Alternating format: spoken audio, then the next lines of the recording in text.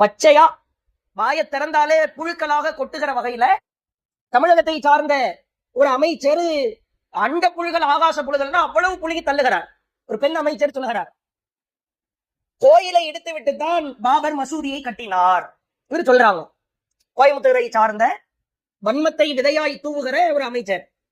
ஆனா நிலவரம் என்ன? உச்ச நீதிமன்ற தீர்ப்புல தெல்ல தெளிவா ஒரு சின்ன இடத்துல கூட கோயில் இடிக்கப்பட்டுத்தான் மசூதி கட்டப்பட்டது என்பதை தீர்ப்பாக எழுதவே இல்லை.